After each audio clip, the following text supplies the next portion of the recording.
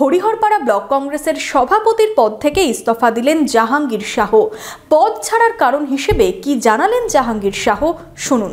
বিশেষজ্ঞ চিকিৎসকদের সম্মিলিত প্রয়াস চরক ও Jivak square diagnostic and research centre speciality ও মাল্টি স্পেশালিটি পরিষেবা নিয়ে এবার আপনাদের শহরে উন্নত ল্যাবরেটরি, সিটি স্ক্যান, ইমেজিং পরীক্ষা সহ বিভিন্ন পরীক্ষা করা হয়। যোগাযোগ 7477799627 74777996 হরিহরপাড়া ব্লক কংগ্রেসের সভাপতির পদ থেকে ইস্তফা দিলেন জাহাঙ্গীর শাহ। 2021 থেকে ব্লক সভাপতির দায়িত্বে ছিলেন তিনি। শুক্রবার হরিহরপাড়ায় কংগ্রেসের দলীয় কার্যালয়ে সাংবাদিক বৈঠক করে নিজের সিদ্ধান্তের কথা আনুষ্ঠানিকভাবে ঘোষণা করেন। কেন পদ ছাড়লেন জাহাঙ্গীর, তার ব্যাখ্যা, বিগত পঞ্চায়েত ও লোকসভা নির্বাচনের ফল আশানুরূপ না হওয়ায় তার এই সিদ্ধান্ত। অধীর রঞ্জন চৌধুরীর সদিচ্ছায় হরিহরপাড়া ব্লক কংগ্রেসকে শক্তিশালী করার লক্ষ্যে 21 সালে আমাকে সভাপতি নিয়োগ করেন হরিহরপাড়া ব্লক কংগ্রেসের। 21 সাল থেকে 23 সালের পঞ্চায়েত নির্বাচন, সেই নির্বাচনে আশানুরূপ ফল ভালো হয়নি এবং বাম কংগ্রেস জোটে 24 সালের লোকসভা ভোটেও ফল সেরকম ভালো হয়নি।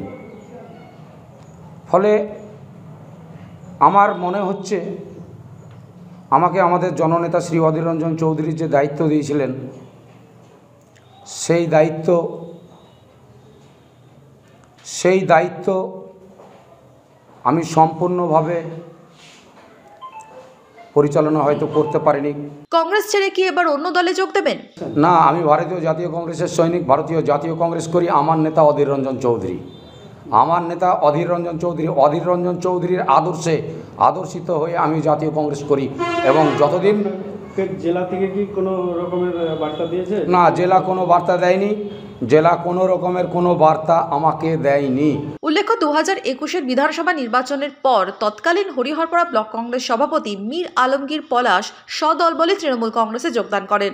মুর্শিদাবাদ জেলা কংগ্রেস এই দায়িত্ব দেয় জাহাঙ্গীর শাহকে। তার এই ইস্তফাপত্র কংগ্রেসের অন্তরে কি প্রভাব ফেলে, ইস্তফা নিয়ে কি পদক্ষেপ হয় জেলা কংগ্রেসের, জানিয়ে ওয়াকিবহাল জেলা রাজনৈতিক মহল। হরিহরপাড়া থেকে মামুনুল ইসলামের রিপোর্ট, মধ্যবঙ্গ নিউজ।